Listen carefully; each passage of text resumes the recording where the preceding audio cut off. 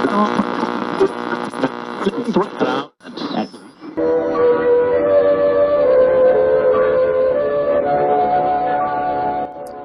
pendengar dimanapun Anda berada, waktunya mendengarkan siaran radio Lintang Kobong Sastra Juang. Selamat mendengarkan. Oke, selamat sore para peserta diskusi kelas filsafat seni dan strategi seni. Salam jumpa kembali dengan saya. Sore ini kita akan membahas percakapan di minggu yang lalu. Mungkin akan coba lebih diusahakan lebih lagi menukik ke dalam mengenai soal akuisisi seni dan strateginya di ruang publik dengan subjudul akuisisi seni dalam sebuah tanda.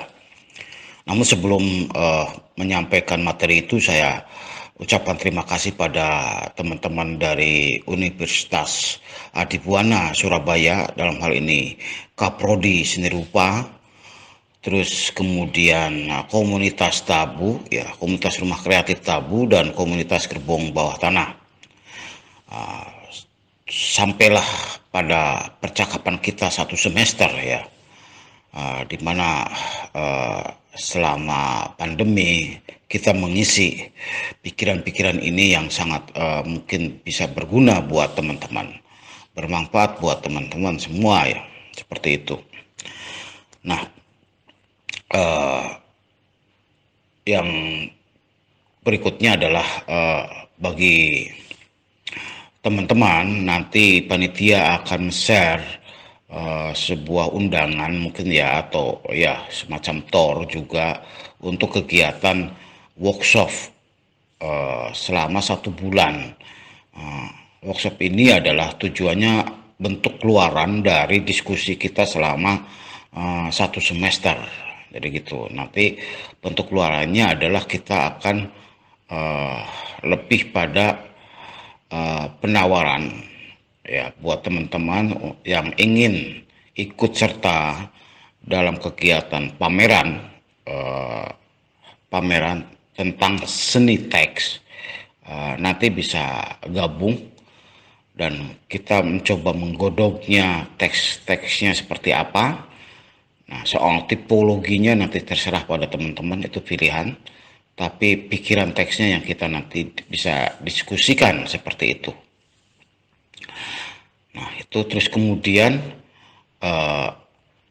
berikutnya adalah bagi teman-teman yang tertarik untuk mendapatkan sertifikat dan buku dari pembahasan kita selama 1 semester, barangkali bisa pesan ke panitia. Alhamdulillah seluruh tulisan sudah rampung, ya, diedit, tinggal layoutnya yang baru nyampe setengah, tapi paling tidak mungkin minggu ini sudah melampaui, tinggal udah sekitar 7 kali pertemuan, sementara kita ada sekitar 25 pertemuan.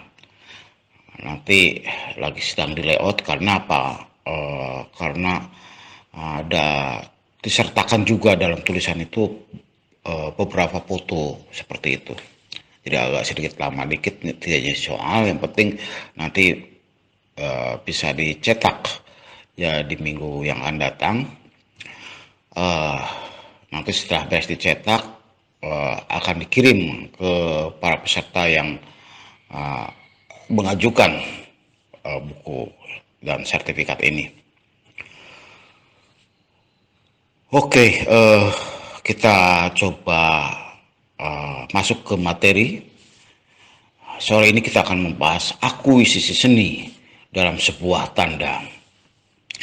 Nah, kalau misalnya, ya, pergerakan dunia seni di dalam tatanan kehidupan, ya, seperti perjalanan yang tidak pernah selesai. Tentunya karena persoalan seni semacam kepantasan yang tidak bisa dipungkiri dari laku hidup, terutama di masyarakat perkotaan. Perjumpaan-perjumpaan tanda di dalam tata nilai masyarakat kota tidak bisa dinafikan dari kebutuhan hidupnya. Maka tidak heran jika pada gilirannya semua orang digiring pada kebutuhan yang tidak sadar ada dalam pemaksaan. Produk-produk seni yang lengket dalam tatanan kehidupan itu seperti tidak bisa lepas dari kebutuhan fashion, kuliner, terus apalagi ya, sarana komunikasi, transportasi, arsitektur, ya, selebihnya musik dan film. Secara pragmatis kita digiring oleh kebutuhan tanda yang sesungguhnya asing dari lingkungan diri kita. Ya, terbayang ya, kalau kita terus tiap hari di pikiran kita terus ditekan, maka kita mau akhirnya juga menjawab ya gitu, atau juga tidak, atau kebanyakan iya. Misalnya kalau kita mau minum ya, dari air kemasan selalu harus bermerek yang sangat populer, misalnya seperti itu. Nah, namun ketika tanda-tanda itu terus memprovokasi, ya maka tanda-tanda tersebut menjadi sebuah kebenaran gitu. Dan itu memang iya, kita bisa rasakan. Kalau kita misalnya pakai baju atau kaos, kalau pakai bermerek itu seperti kita percaya diri gitu. Nah, dalam konteks itu gerakan membangun sebuah komoditas, nilai-nilai tanda ya pada aspek civil society cukup berhasil tentunya ya. Namun gerakan itu dibangun semacam industri tubuh manusia sebagai objek dari usaha itu. Beda hanya tubuh-tubuh sosial itu menjadikan dari kekuatan potensi sebagai kekuatan yang bisa bergerak atas dasar kesadaran pada haknya. Nah, dalam konteks itu misalnya gerakan yang harus terbangun dari kesadaran satuan kolektif itu, di mana setiap individu memahami akan yang berhubungan dengan ideologi, misalnya ya. Kita bisa lihat misalnya gerakan-gerakan punk gitu ya, atau kelompok-kelompok anarko misalnya. Bukan hanya kesadaran keorganisasian saja mereka lakukan, tapi ini semacam gerakan ideologi ya. Kita lihat misalnya di gerakan-gerakan seperti ini di Inggris gitu ya. Nah, gerakan-gerakan kemasyarakatan mesti mengerti kita hanya dalam kaitan dengan perilaku organisatoris, tetapi juga dalam kaitan dengan sistem kepercayaan ya, ideologi dan wacana-wacana yang berkembang seperti itu. Seni yang mengaitkan pada relasional sosial dan gerakannya barangkali membuka jalan pada sebuah keyakinan bahwa seni menjadi pintu perubahan sosial. Ya, sebab jika kekuatan seni sebagai pemahaman ideologi, gerakan, barangkali aspek yang dipentingkan pada nilai-nilai gerakan itu bernuansa pada gerakan tanda-tanda. Gerakan tanda-tanda tersebut bisa menyerupai bidang seni sebagai media penyadaran sekaligus jiwa gerakannya itu sendiri. Jika sebagai landasan yang menentukan rasa estetik pada kekuatan publik, barangkali menjadikan seni sebagai kekuatan otoritas yang melangkahkan kakinya pada kesadaran-kesadaran daripada pelaku seni itu sendiri. Di mana kekuatan yang terbangun dalam tatanan sosial karena reaksi reflektif berdasar pada saling keterhubungan satu sama lainnya di dalam kekuatan kolektif. Maka seni dan kedirian kolektif itu sendiri menjadi ideogenesis ya dalam istilah gerakan seni. Jadi menjadi kesatuan utuh gitu ya dalam gerakan seni itu sendiri ya.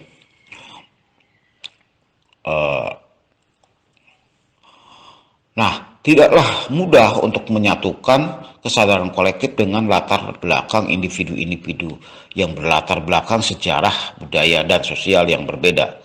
Tetapi yang menarik dari reaksi kimiawi estetik sosial itu menjadi begitu solid dalam menentukan sikapnya.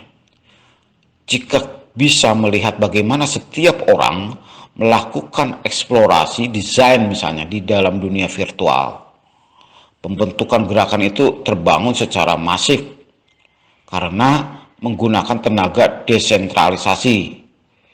Namun yang tidak mengesampingkan aspek kesadaran ideologi tidak hanya berdasar pada aktivitas keorganisasian semata, lebih menukik pada perjuangan kesadaran berdasar pada potensi-potensi dirinya. Biasanya gerakan yang berdasar dari kesadaran ideologi itu berdasar pada perjuangan kelas ya. Karena apa ya? Karena kekuatan atau daya tekanan produksi kapitalis yang begitu kuat ya. Seperti misalnya kalau nggak salah ini saya sudah menyampaikan seperti ketetapan Marx ya tentang teori keterasingan. Spesies memberi tekanan yang secara umum merupakan keterasingan yang diperoleh dari universalitas produksi kapitalis. Seperti itu.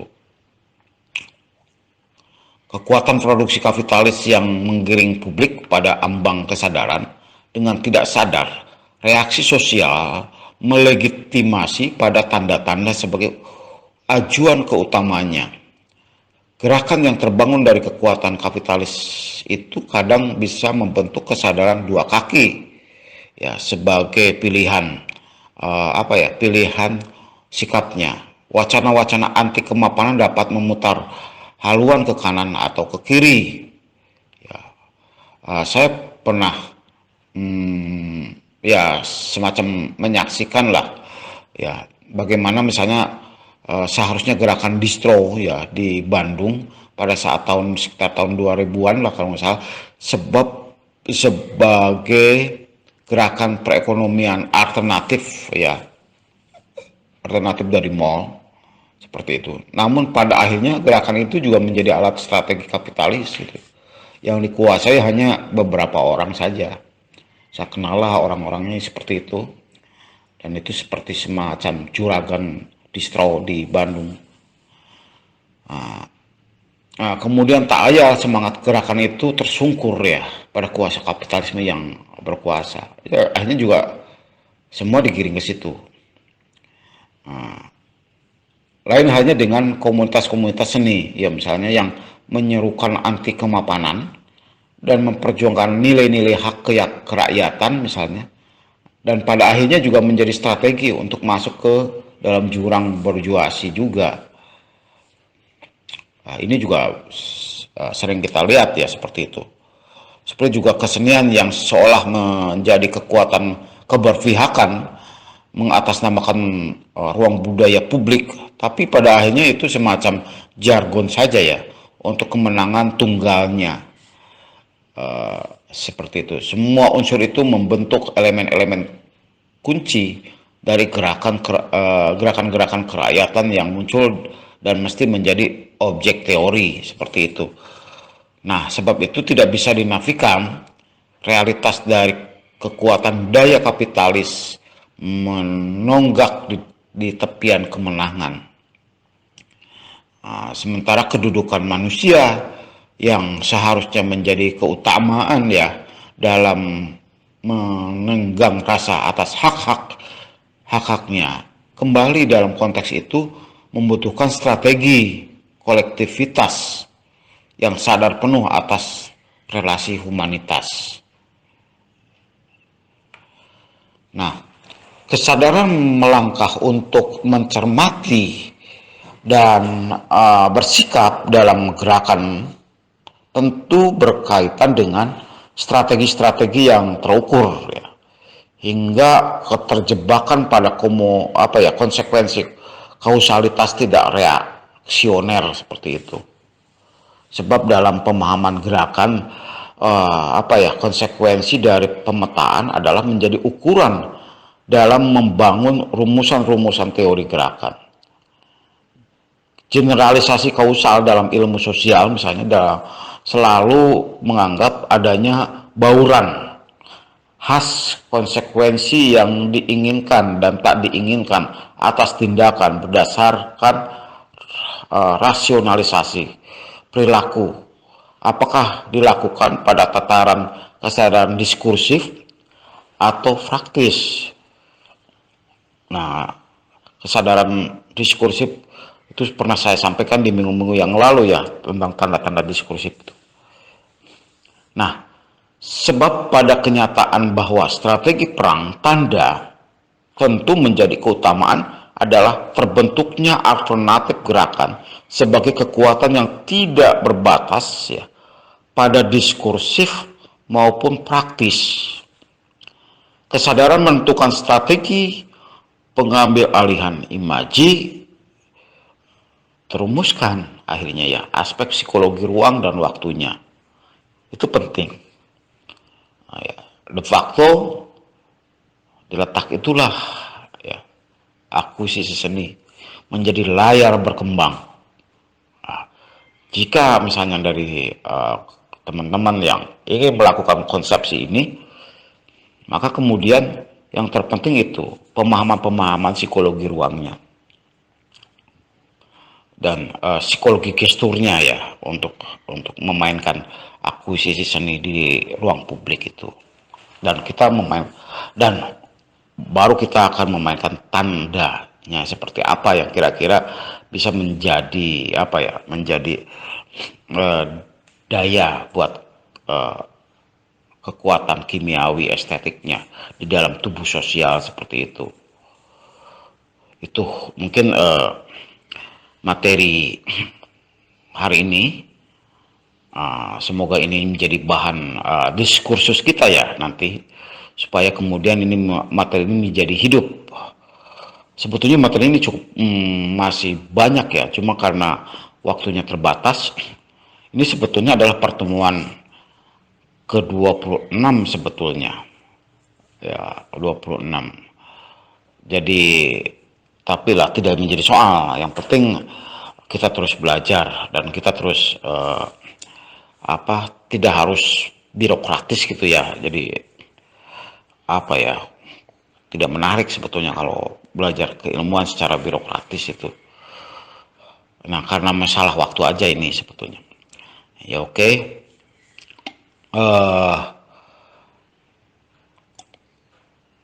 Diskusi ini bisa dibaca dari berbagai aspek ya, bisa dari pemahaman-pemahaman dekonstruksi atau apalagi ya banyaklah hermeneutik, konstruktivisme seperti itu. Sebetulnya banyak ya, saya sebetulnya ingin menyampaikan teori-teori itu ya, tetapi karena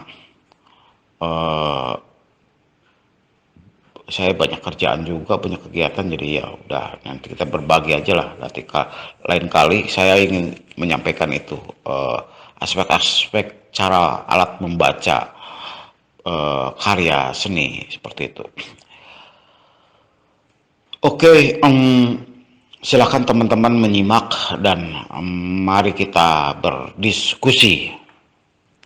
Ya, pertanyaan Cipuk tuh betul ya. Memang tidak semudah bagaimana kemudian pemerintah daerah atau ya dalam hal ini yang mempunyai kebijakan itu adalah pemerintah daerah tentunya untuk merespon keresahan publik ya. Nah, dulu pernah terjadi misalnya di tahun 2003 ya. 2003 sampai 2005 kalau nggak salah berkaitan dengan papan reklame misalnya ya, papan reklame di Kota Bandung yang diatur oleh peraturan daerah misalnya, tetapi kemudian ketika itu dilanggar misalnya oleh sebuah perusahaan, lalu kemudian para seniman melakukan perang tanda dan sekaligus menekan pada pihak pemerintah, tapi memang agak susah pemerintahnya karena berkaitan dengan berkaitan dengan ya mungkin saya nggak tahu ya, tapi yang jelas Megatron itu melanggar aturan gitu ya. Nah, itu yang menjadi persoalan. Maka waktu itu sempat tahun 2003 kalau misalnya ya, teman-teman dari komunitas Gerbong tuh menempel poster-poster sepanjang Jalan Braga gitu ya, pasal-pasal perlawanan. Jadi mau, tapi ya memang kembali lagi apa namanya eh, itu hanya sesaat saja gitu ya, seperti itu. Dan itu banyak disobekin dan dicoret-coret kembali ya, dihapus gitu ya, seperti itu oleh pihak pemerintah daerahnya. Nah, artinya eh, kembali lagi berkait soal ini adalah berkait hubungannya dengan kesadaran pihak pemerintah ya, dan masyarakatnya itu sendiri tentunya, kayak gitu ya. Seperti itu mungkin sementara ya jawaban dari saya. Uh, ya kembali lagi, saya ingat misalnya tahun 95 ya, bagaimana misalnya para seniman jepruter di Bandung merespon gedung apa namanya tuh, gedung YPK itu, Yayasan Pusat Kebudayaan, waktu itu mau diambil alih oleh sebuah perusahaan PT Kertawisata. Nah itu kan pusat kebudayaan, pusat di mana para seniman melakukan kegiatan berkesenian di situ.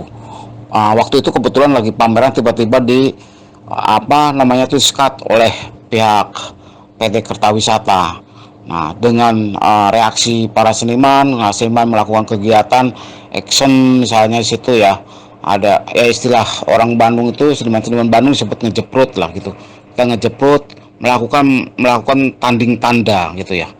Perang tanda, yaitu dengan ngejeprut, sikat gigi, cuci muka di jalanan, terus berbagai macam gerakan gitu yang dilakukan oleh seniman-seniman, pameran di jalanan segala macam, sehingga kemudian uh, itu mengundang media dan akhirnya terjadilah apa namanya tuh ketegangan politik ya antara pihak seniman dengan pihak pemerintah pada waktu itu, sehingga kemudian pada akhirnya kita berdialog di DPR, di DPRD ya waktu itu, mendiskusikan bahwa kemudian bagaimana gedung kesenian itu dikembalikan lagi pada seniman, kayak seperti itu terjadi. Terus yang kedua, di Palaguna misalnya, Palaguna itu kan rencana mau dibangun tuh. Nah waktu itu kita juga melakukan action kesenian ya, melakukan perang-perang tanda gitu, sehingga kemudian akhirnya apa yang terjadi, ada penundaan, atau mungkin saya ini juga belum tahu apakah ini terus akan dilanjut, tapi paling tidak pembangunan itu tidak berjalan. Nah kita waktu itu mengajukan kepada pemerintah supaya eks Palaguna yang di alun-alun Bandung itu dijadikan hutan kota kayak gitu. Nah seperti juga misalnya hutan Babakan Siliwangi. Hutan Babakan Siliwangi juga begitu. Dulu kan ditutup tuh sama sama seng-seng gitu ya oleh pemerintah dan perusahaan gitu ya. Perusahaan apa waktu itu.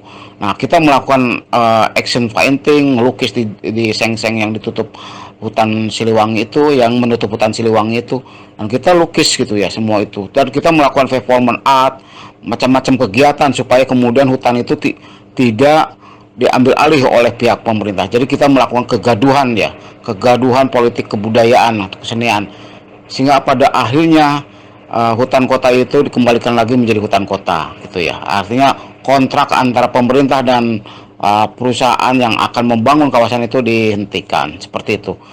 Itu memang kembali lagi saya pikir sangat begitu efektif sebetulnya kalau kita mau melakukan gerakan-gerakan tanda ya, seperti itu. Dan itu apalagi di era zaman saat ini ya, zaman digital gitu ya. Jadi ketika kita mau action tidak perlu banyak orang sebetulnya, asal kemudian persoalan itu menjadi isu publik. Itu yang terpenting, isu publik, dan orang akan melirik ke situ kayak gitu. Nah dan itu terus harus dilakukan, sehingga kemudian ada keresahan, seperti keresahan dari pihak publik, dan kemudian ya pemerintah juga akan lama-lama akan melihat itu, kalau kemudian itu menjadi bahasa publik dari persoalan isu-isu misalnya misalnya lingkungan atau kebijakan pemerintah yang tidak adil kayak gitu. Itu bisa dilakukan dengan perang tanda, misalnya dengan simbol-simbol desain yang kira-kira menarik nih, supaya kemudian publik meliriknya gitu, kayak gitu ya. Tidak hanya publik lokal tetapi nasional atau mungkin dunia, seperti itu.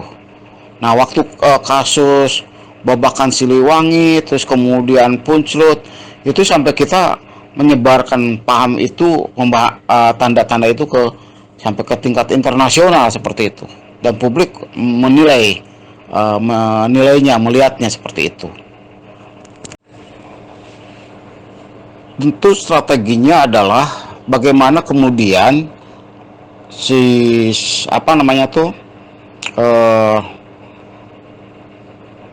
kesadaran publik, misalnya gini, berkaitan dengan contoh misalnya bagaimana bercocok tanam yang organik gitu ya, yang sehat gitu, seperti itu, mengembalikan lagi tanah-tanah yang sudah rusak oleh faktor kimia misalnya.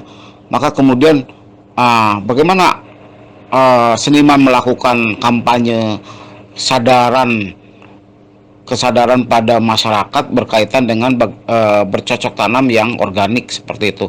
Tentu barangkali mungkin bisa dengan ragam macam desain gitu ya, yang supaya kemudian si para petani tidak membeli urea misalnya atau pupuk-pupuk organik seperti itu, sehingga mereka bisa mandiri bagaimana menciptakan pupuknya itu gitu ya. Nah, itu harus terus, karena apa? Kapitalisme itu kan sudah melekat gitu kuat dengan berbagai macam propagandanya kayak gitu. Nah, itu harus dilawan dengan propaganda lagi, yang kemudian jangan sampai kalah melakukan propaganda. Pada intinya kan di propaganda gagasan itu yang terpenting. Ketika itu terus kita mengajar, itu akhirnya kemudian apa yang terjadi ya, dengan sendirinya pemerintah juga atau masyarakat juga akan melirik itu. Contoh misalnya kampung kreatif ya, kampung kreatif kita terus gitu menghajarnya propaganda itu, sehingga perlahan akhirnya pemerintah juga sekarang pelan-pelan ingin membuat peraturan daerah berkaitan dengan kampung kreatif di Bandung. Akhirnya kan seperti itu, bahwa akhirnya semua warga akhirnya punya inisiatif ingin membangun daerahnya menjadi kampung kreatif seperti itu. Itu kan terjadi di beberapa tempat di Bandung seperti itu. Nah, itu kalau terus kita lakukan itu ya, gerakan-gerakan penyadaran itu, saya pikir pelan-pelan itu akan menjadi kesadaran publik. Nah, ketika itu menjadi kesadaran publik, maka itu kemudian dengan sendirinya akan mendorong pemerintah untuk melakukan perlindungan gitu ya terhadap rakyatnya, terhadap warganya seperti itu. Yaitu tentu membutuhkan strategi-strategi yang cerdas tentunya ya, tidak kalah mental tentunya, karena kapitalisme itu sangat kuat karena mereka punya modal. Nah, sementara kita tidak, maka kemudian caranya ya kita harus terus gitu ya, harus bersatu, kompak, dan terus membombardir wacana-wacana apa yang kita gagas di dalam dunia, misalnya pertanian atau desain apa gitu yang kira-kira cocok untuk membangun kesadaran masyarakat itu. Caranya ya mungkin bisa dengan cara itu ya, manual gitu ya, gitu kita membuat ya, bisa aja misalnya teks-teks yang membangun kesadaran itu dielaborasi dengan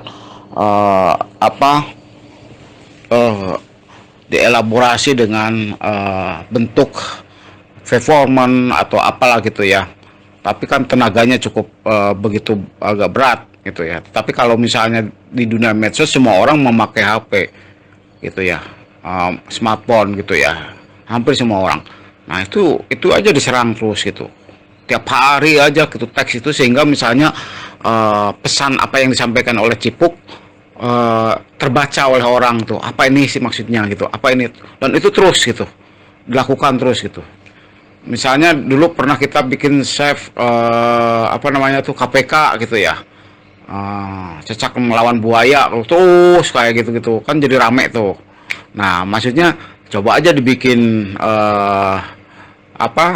teksnya yang kira-kira pesan moral apa yang kita akan berikan berkaitan dengan keberlangsungan nilai hidup gitu ya. Itu aja dibuat desainnya yang sangat sederhana, dan kemudian teksnya itu yang gampang ditangkap orang, sehingga orang akan mengenangnya,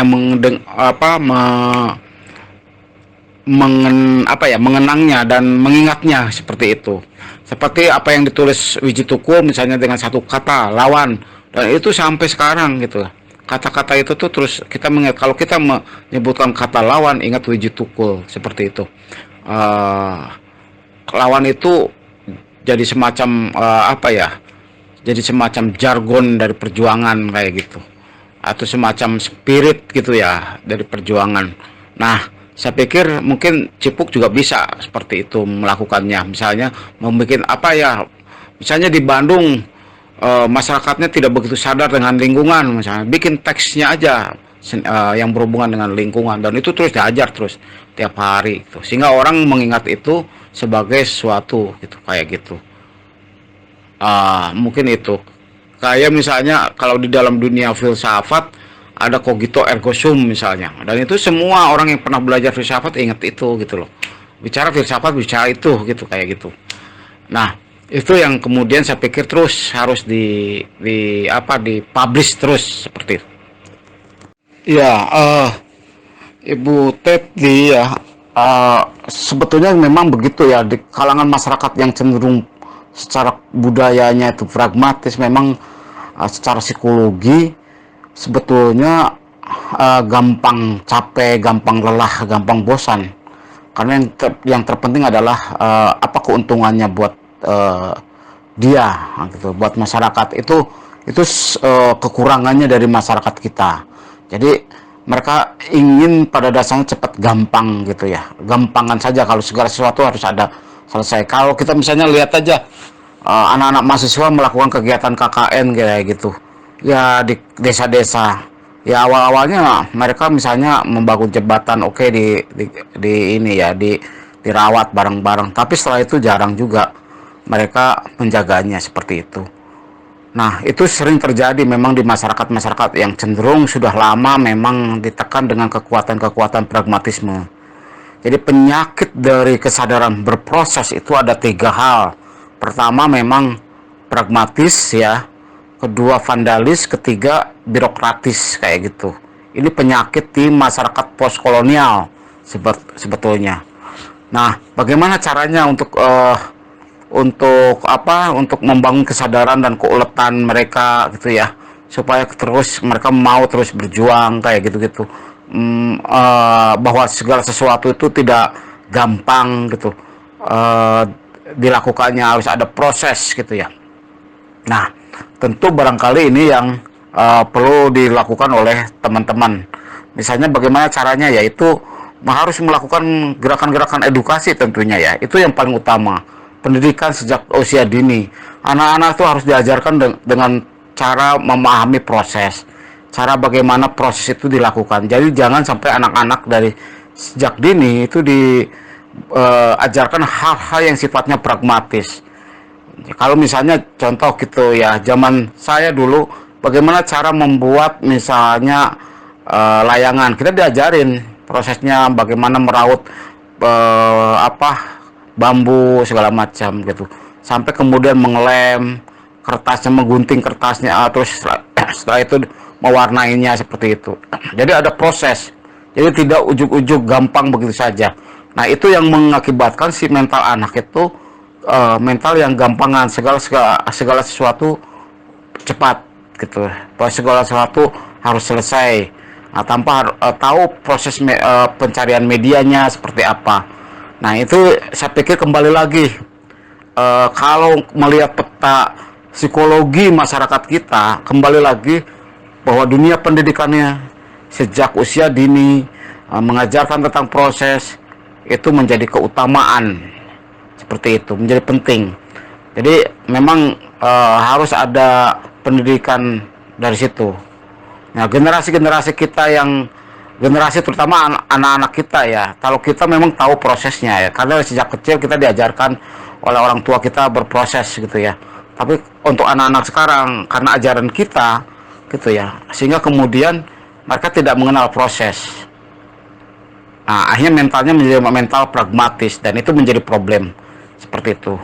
Nah, saya pikir kembali lagi ke dunia pendidikan, itu mungkin sebagai jawabannya. Ya, memang itu menjadi sebuah catatan ya.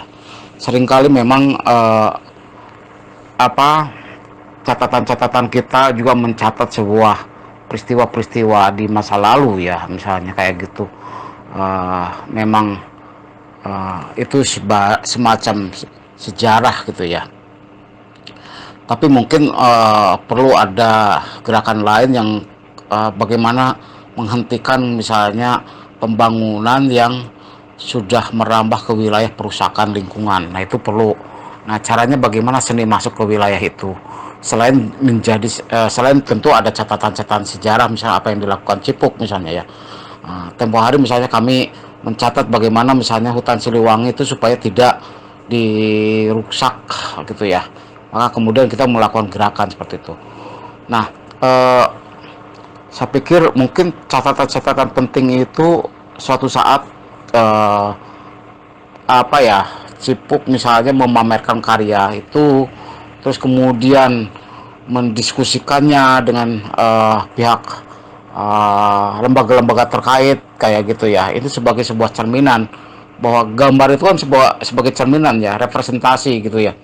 Nah, itu coba kemudian itu dijadikan pintu untuk masuk membangun kesadaran baik dari pihak pemerintah maupun dari pihak si pengusaha misalnya. Tidak perlu misalnya cara nyari duit itu dengan cara merusak lingkungan gitu. Kita harus ada punya alternatif lain gitu kayak gitu. Nah, saya pikir perlu ada solusi bagaimana cara untuk melakukan itu. Nah, tempo hari saya punya gagasan bagaimana misalnya saya membeli tanah kecil misalnya ya di kampung-kampung kota, terus kemudian ditanamin gitu ya, jadikan hutan-hutan kecil gitu di tengah-tengah kampung kayak gitu, supaya kemudian ada serapan air segala macam di sana dan menjadi hijau kayak gitu-gitu. Nah, saya pikir itu akan menjadi inspirasi. Nah, tempo hari misalnya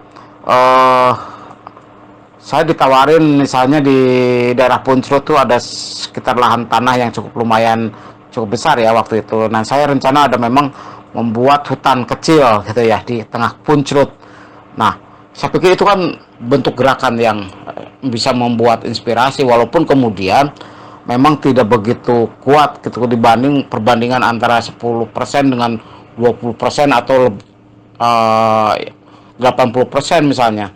20%-nya adalah ruang hijau, 80%-nya perusakan lingkungannya. Nah, itu memang tidak sebanding, tapi paling tidak kita memberikan sebuah tanda bahwa loh, ini kita sudah melakukan kegiatan bagaimana menanam pohon di hutan gitu, di tengah-tengah kegundulan gitu kayak gitu-gitu. Saya pikir perlu Cipuk ya dikemas ulang. Jadi itu kan data tuh, sketsa-sketsa, lukisan segala macam itu kan data itu. Nah, itu kemudian tinggal dieksplorasi dan itu bagaimana menjadi bunyi gitu loh. Supaya kemudian publik itu mengetahui bahwa oh, ini kawasan Bandung Utara itu perlu diselamatkan kayak gitu. Karena kalau Bandung Utaranya longsor, itu akan berdampak pada cekungan Bandungnya gitu. Dan apa yang terjadi kalau itu belah gitu. Kalau kita lihat misalnya patahan Lembang yang sudah begitu rusaknya, suatu saat itu akan menjadi masalah. Teropong Bintang di Bosa itu sudah kehilangan bintangnya karena apa? Karena ada polusi udara, getaran, ya, terus polusi cahaya gitu ya. Dan bagaimana kalau misalnya menandakan 3 bintang di langit utara hilang, itu akan berdampak pada cekungan Bandung seperti itu. Itu pernah ditulis salah seorang dari anak tabu yang menuliskan itu dalam bukunya. Saya pikir itu menarik sebetulnya. Dan akhirnya buku itu sangat laku dan orang meliriknya. Dan kemudian mungkin juga bisa jangan berwisata ke Bandung Utara gitu loh. Karena Bandung Utara adalah kawasan bermasalah.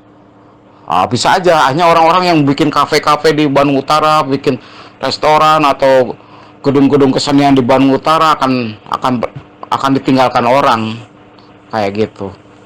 Wah, dulu juga kita kampanyenya gitu. Jangan beli tanah di Punclut, jangan beli rumah di Punclut karena itu bermasalah. Kita bikin kayak gitu dengan teman-teman. Bikin teksnya kayak gitu ya. Dibikin visualnya kayak gitu-gitu. Saya pikir bisa gitu. Kita kan seniman, jadi mungkin lebih kreatif daripada mereka seperti itu. Ya, maksudnya kita ini eh, hampir memang tidak semua dari kita, tapi kita di sini eh, banyak juga di antara kita yang mungkin karena faktor kesibukan gitu ya, kesibukan kita dalam dalam memenuhi pekerjaan kayak gitu, sehingga kemudian secara pragmatis bagaimana mengajarkan anak-anak supaya ya supaya tidak rewel. Kemudian anak-anak itu diajarkan dengan apa ya, logikanya tidak semestinya, walaupun kemudian uh, pada akhirnya mereka secara sementara oke gitu, tapi pelan-pelan anak-anak itu terdidik dengan mentalnya yang pragmatis. Itu sering terjadi ya, seperti itu.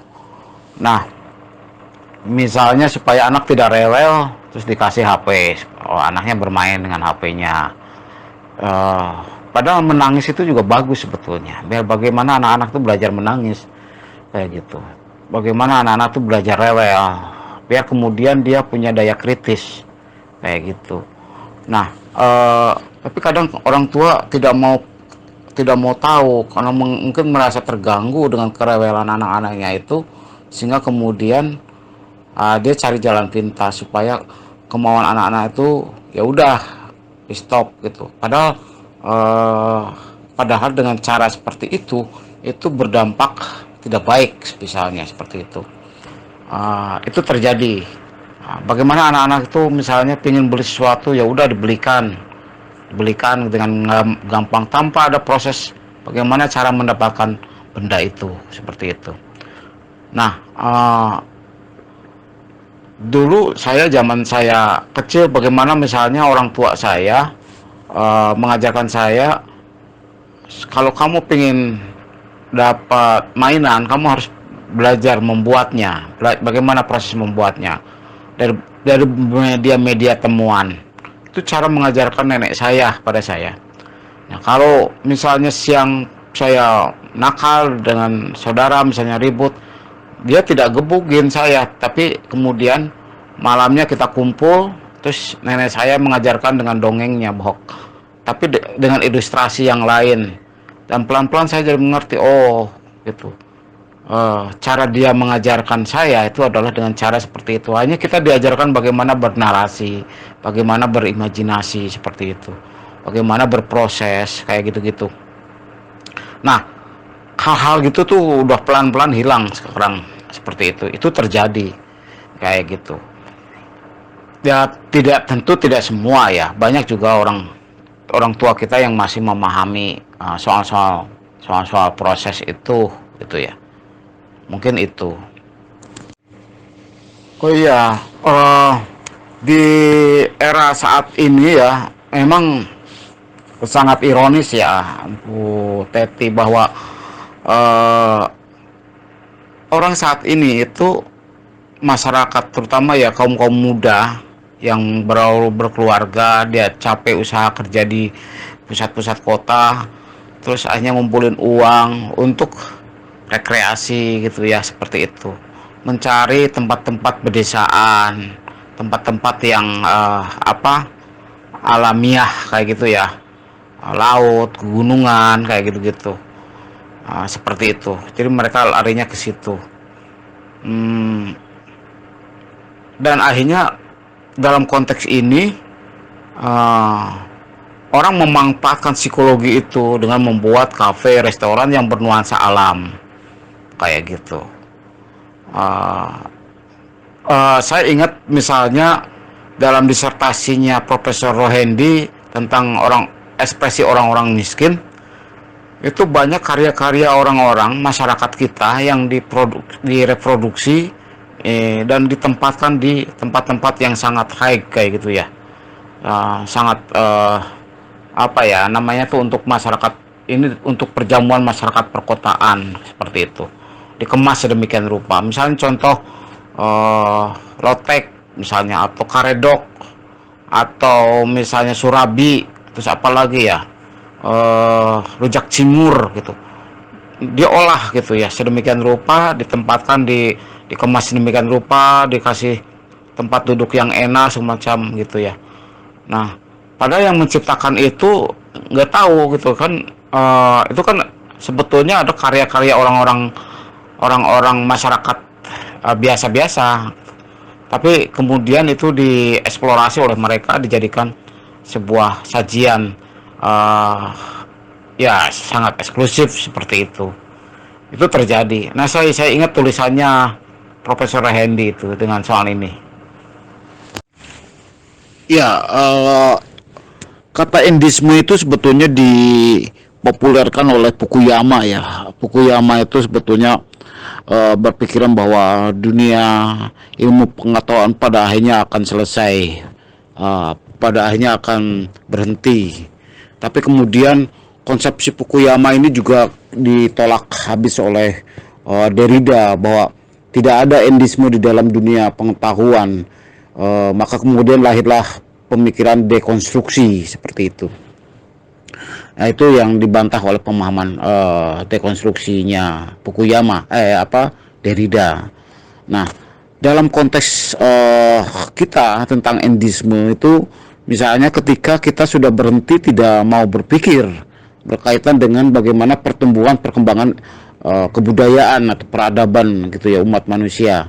Jadi kita semacam sudah masuk ke dalam sebuah perangkap dari kekuatan kapitalisme seperti itu. Misalnya seni sudah masuk ke wilayah yang tidak lagi tidak punya lagi sensitivitas, tidak lagi kreatif gitu ya. Seni itu hanya sebatas ya udah masuk ke wilayah komoditas, sudah seperti itu. Nah, maka kemudian seni masuk ke wilayah endisme kayak gitu-gitu. Nah, jadi kita sebagai seniman gitu ya, sebagai bukan ya tidak hanya sekedar seniman, tapi kita sebagai umat manusia yang dikodrati sebagai makhluk berpikir, tentu barangkali bagaimana nilai-nilai peradaban itu harus terus ekosistem gitu ya, tidak harus kemudian berhenti pada tataran komoditas semata lah, seperti itu. Atau misalnya ya berhentilah sudah kita nyaman gitu loh, seperti itu. Nah, itu maksud saya seperti itu. Jadi pemahaman endisme menurut saya bahwa kesenian sudah berhenti pada tataran komoditas. Semua seniman, semua karya seni sudah diarahkan ke sana semua dan tidak ada bentuk kreativitas lain daripada itu. Maka kemudian inilah yang disebut endisme. Tapi saya juga percaya dengan pemikirannya Derrida bahwa ketika kita punya kesadaran kreatif, barangkali ya akan lahir pemikiran-pemikiran baru tentang apa itu dunia peradaban, apa itu dunia seni, seperti itu. Itu mungkin Ibu Retno ya, Retno Pujianti. Ya, Tessa Fitri, ini memang pertanyaan sangat penting bahwa bagaimana kemudian mekanisme simbolik itu masuk ke wilayah ranah psikologi publik. Nah, yang kemudian ini yang menjadi sebetulnya ini menjadi penting buat siapa saja yang ingin melakukan propaganda, misalnya ya propaganda kesadaran faktor kimiawi estetik pada tubuh publik misalnya, atau psikologi publik seperti itu. Nah, ini sering terjadi dilakukan seperti itu. Seperti ini juga sering dilakukan oleh zaman-zaman peperangan di tempo lalu ya, dari Perang Dunia I, Perang Dunia II, bahwa bagaimana pelaku-pelaku misalnya pelaku-pelaku kejahatan seolah-olah menjadi kebenaran gitu ya. Mereka mempropagandakan kebenarannya atas apa yang dilakukan pada kelakuan-kelakuannya membunuh orang misalnya, seperti itu. Nah, mereka melakukan propaganda seperti itu, dan itu terus dilakukan sehingga kemudian orang mau nggak mau ya akhirnya mengakui kebenarannya. Jadi segala sesuatu kalau kemudian ditekan terus terus kita dipaksa untuk menerima tanda-tanda itu ya, simbol-simbol itu akhirnya itu menjadi semacam kebenaran. Kalau itu terus diulang-ulang seperti itu. Makanya metode ini seringkali dipakai oleh para politisi untuk kepentingan kampanyenya ya. Supaya seolah-olah dia itu adalah bermartabat, supaya kita tuh memilih dia misalnya kayak gitu ya. Maka kemudian kita seringkali diserang dengan simbol-simbol seolah-olah itu menjadi kebenaran seperti itu. Nah, itu terjadi. Nah, itu yang kemudian disebut kampanye apa ya? Simbolis massa gitu ya, kayak gitu. Seperti itu. Jadi mekanismenya ya mekanisme kimiawinya ya itu seperti misalnya kita kalau minum apa namanya tuh air kemasan harus bermerek itu terus gitu ya, bahwa merek itu terus itu sudah menjadi kepercayaan dan kita sudah jadi kita seolah-olah meyakini bahwa bermerek itu adalah kalau diminum ya sehat kayak gitu. Itu jadi semacam kebenaran seperti itu kayak gitu. Kita tidak tahu bagaimana prosesnya air kemasan itu misalnya, tapi yang kita tahu adalah simbol-simbolnya gitu ya, logo-logonya seperti itu. Wah, ini bermerek ini terkenal, udah seperti itu semacam kebenaran kayak gitu. Itulah proses proses kimiawi yang kemudian mereka lakukan terus dan menerus. Makanya para pengusaha-pengusaha itu biasanya menggunakan media kampanyenya itu lebih mahal dibanding produksinya misalnya kayak gitu. Karena itu buat mereka menjadi penting. Nah, seperti misalnya kenapa misalnya mereka melakukan riset gitu ya, lembaga-lembaga donor di luar negeri misalnya memberikan bantuan riset misalnya buat kita itu karena untuk membaca psikologi, membaca pemetaan sosial masyarakat kaum negara-negara berkembang. Apa sih sebetulnya aspek yang menarik dari masyarakat berkembang itu misalnya yang kemudian bisa dieksploitasi untuk kepentingan bisnis mereka misalnya. Oh, ini soal tubuh mereka yang kemudian akan mudah atau gampang kena penyakit ini dan mereka bikin produk penyakitnya misalnya. Nah, terus kemudian mereka bikin obatnya seperti apa. Itu kan seperti itu. Cara-cara bisnis mereka itu seperti itu. Itu mereka lakukan seperti itu. Sampai ke isu-isu perang. Sehingga kemudian kita ketergantungan untuk membeli senjata, alutsista kayak gitu. Itu mereka lakukan seperti itu. Itu cara-cara bisnis yang itu digunakan untuk cara-cara mereka melakukan bisnis-bisnis besarnya seperti itu. Begitu mungkin Tessa Fitri. Ya, Ibu Teti, saya pikir kembali lagi apa yang ditanyakan di Tessa Fitri soal faktor ini apa namanya tuh mekanisme simbolik di dalam pengaruh psikologi publik gitu ya. Nah, itu jadi kayak KFC misalnya, itu kan menyebar di mana-mana ya, di Rusia ada, di negara-negara yang anti kapitalisme Amerika misalnya ada kan KFC gitu, di Cina di mana itu ada KFC, di seluruh dunia mereka menempatkan itu. Maka kemudian strateginya kita kalau kita mau diakui oleh dunia ya kita harus pasang itu gitu. Bagaimana mengkampanyekan produk-produk kita ke seluruh dunia.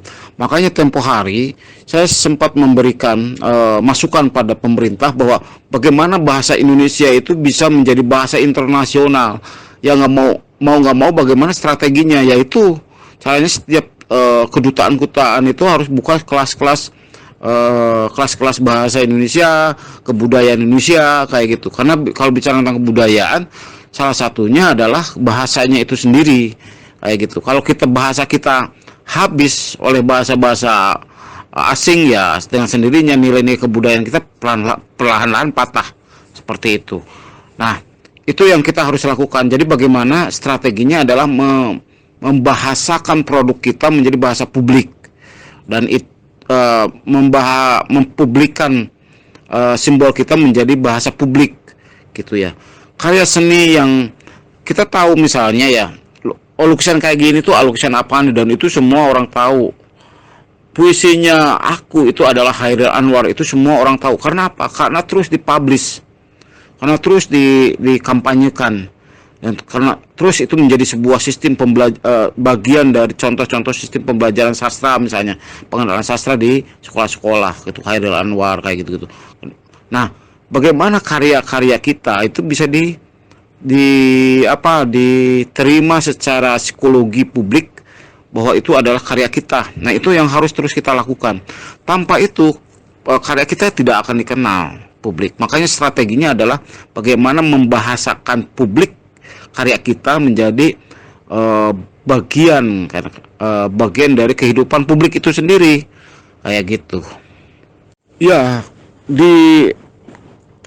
kalau dilihat dari pertanyaannya Bobby itu ya begitu. Jadi kita mau nggak mau memang udah jadi bagian dari masyarakat global, dan kita menjadi produk, kita menjadi objek dari kapitalisme global kayak gitu. Ya tidak bisa dipungkiri itu gitu ya. Misalnya sadar tidak sadar apa yang kita lakukan saat ini misalnya itu sudah menjadi bagian dari industri kapitalisme global seperti itu. Misalnya dengan smartphone, semua orang ketergantungan pada smartphone kayak gitu, dan kita mau nggak mau jadi nirmanusia atas diri kita karena kapitalisme global itu sendiri. Saya pikir itu. Jadi tanda-tanda yang kita lakukan itu sudah habis gitu,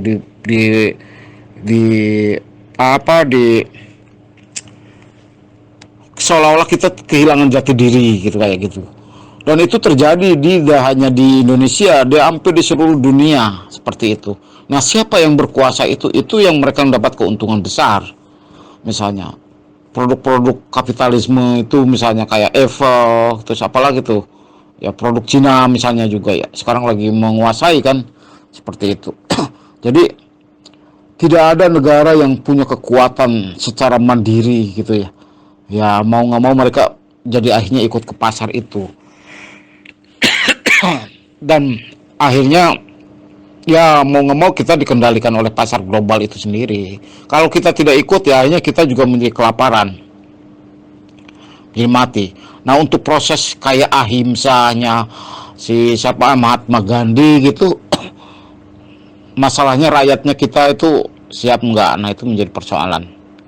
Kita memang sudah terjerumus habis oleh kekuatan pasar global. Jadi apa ya namanya itu, kita harus berbuat apa? Nah, dalam taktik perang, strategi perang adalah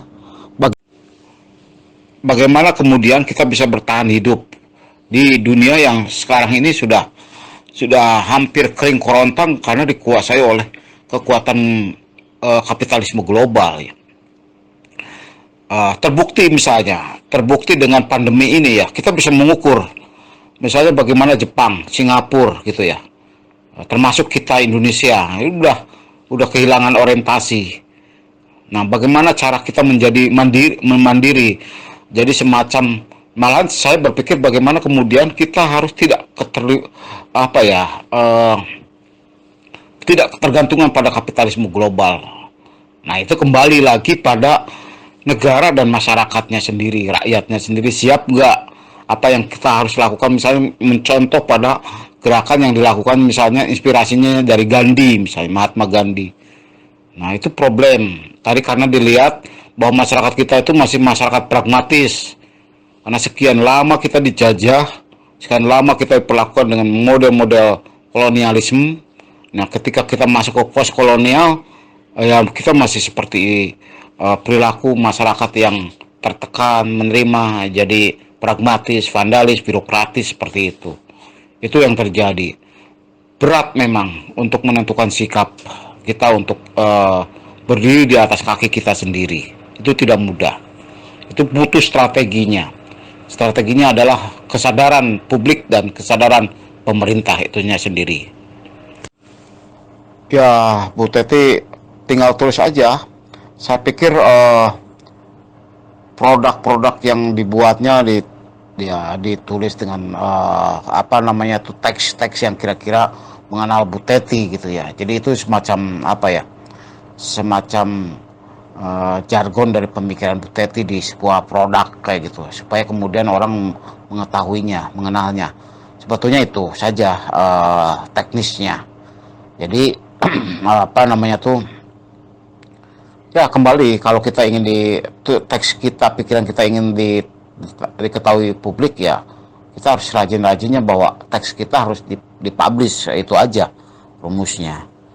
Nah, seperti apa strateginya, ya itu medianya di mana saja gitu. Kan sekarang apalagi media sangat terbuka ya. Jadi gunakan aja, manfaatkan aja media-media itu dengan produk-produknya gitu ya. Seperti itu. Oke, teman-teman, ternyata sudah jam 5:12 ya di tempat saya ini. Nah, jadi sebelum saya tutup, barangkali mungkin ini sebagai sebuah pemikiran saja ya, bahwa memang hampir 1 semester ini kita benar-benar membuka habis ya apa itu seni dan apa kedirian dan apa itu ruang lingkup sosial seperti itu. Nah, jika kita pelajari secara seksama, barangkali kita akan memahami betul pentingnya pemahaman keragaman, demokrasi, solidaritas, toleransi gitu. Itu penting di dalam menumbuhkan diskursus seni untuk menciptakan perkembangan peradaban kehidupan umat manusia gitu ya. Karena dengan diskursus itulah maka kemudian kreativitas, terus kemudian keberlangsungan hidup dalam tatanan peradaban itu juga menjadi tidak bisa dielakkan gitu. Itu menjadi penting. Nah, jadi saya pikir itu kenapa saya sampaikan sore ini, barangkali ruhnya dari pemahaman seni itu larinya ke situ, seperti itu. Karena berkali-kali saya menyampaikan bahwa seni sebetulnya adalah jalan hidup umat manusia, di mana manusia akan tercerahkan untuk masa depannya dan tercerahkan juga untuk menengok masa lalunya, seperti itu. Itu sebetulnya tanggung jawab kita memahami apa itu seni, seperti itu. Nah, berkaitan dengan itu sebetulnya banyak aspek untuk melihat itu, banyak cara untuk melihat, mengapresiasi, menilai, membuat karya seni kayak gitu ya. Nah, karena itulah kemudian perlunya kita belajar filsafat seni, seperti itu. Bukan hanya untuk para seniman tentunya, ini untuk semua golongan, semua profesi itu harus benar-benar memahami ini. Karena apa? Karena tadi saya sebutkan bahwa hidup itu tidak bisa lepas dari nilai-nilai seni itu sendiri, seperti itu. Nah, yang membedakan kita dengan makhluk lainnya yaitu karena kita punya kepekaan terhadap nilai-nilai seni itu sendiri, seperti itu. Itu saja mungkin apa ya, semacam asupan dari pikiran kita selama 1 semester kita berdiskusi. Nah, selanjutnya bagaimana kemudian apa namanya itu melangkahkan pikiran kita pada sebuah produk seni, sebuah produk karya seni. Nah, untuk dalam konteks ini maka nanti sebentar lagi panitia akan men-share luaran kerja-kerja luaran nanti ya dari program diskusi selama 1 semester ini, seperti itu. Terus kegiatannya mungkin akan berlanjut sambil menunggu cetakan bukunya, seperti itu ya. Karena biar tidak menunggu kesal, jadi harus sambil berkarya bareng-bareng, seperti itu. Nah, kita berkarya sampai tanggal 10 November. Jadi kalau dari teman-teman teksnya orang merasa tidak puas, bisa diganti lagi kayak gitu ya. Seperti itu. Saya tunggu sampai 10 November kita memperbincangkan teks-teks yang ditawarkan oleh teman-teman seperti itu ya. Nah, nanti hasil teks seninya itu bisa dikirim ke email komunitas tabu. Ya, nanti kami olah gitu ya. Nah, soal tipologinya terserah pada teman-teman nanti bentuk hurufnya seperti apa. Tapi bagi kami yang terpenting adalah kontennya gitu ya. Apa yang ditawarkan dalam pikiran teks itu yang harus benar-benar terasa, ada nilai filsafatnya kayak gitu. Itu mungkin ya. Terus apalagi ya setelah nanti beres satu bulan kita berkarya, nanti kita akan berlanjut pada diskusi berikutnya pada semester kedua, yaitu kita akan membahas soal filsafat seni dan perspektif kreativitas. Jadi kita akan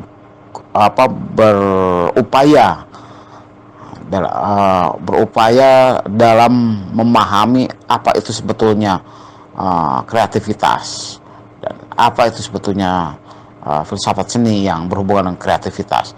Nah, itu yang kita nanti akan bongkar bersama-sama. Nah, luarannya seperti apa nanti tunggu diskusinya di semester kedua. Yang penting kita selesaikan dulu yang luaran di semester pertama. Nah, kembali lagi buat teman-teman yang tertarik untuk mendapatkan sertifikat, bisa menghubungi sertifikat dan buku, bisa menghubungi panitia. Buku ini akan dicetak di kampus Adibuana Surabaya. Ya, saya ucapkan terima kasih juga buat teman-teman dari Kaprodi Seni Rupa ya, Adibuana Surabaya yang telah mau untuk kerjasama dengan komunitas Gerbong Bawah Tanah dan komunitas Rumah Kreatif Tabu untuk mengadakan kegiatan diskusi ini, seperti itu, kelas virtual ini. Tapi semoga kelas virtual kita ini menjadi sebuah inspirasi ya buat kita semua gitu ya. Begitu saja mungkin dari saya sementara. Silahkan panitia meng-share apa saja pesannya, silahkan. Terima kasih. Selamat malam mingguan.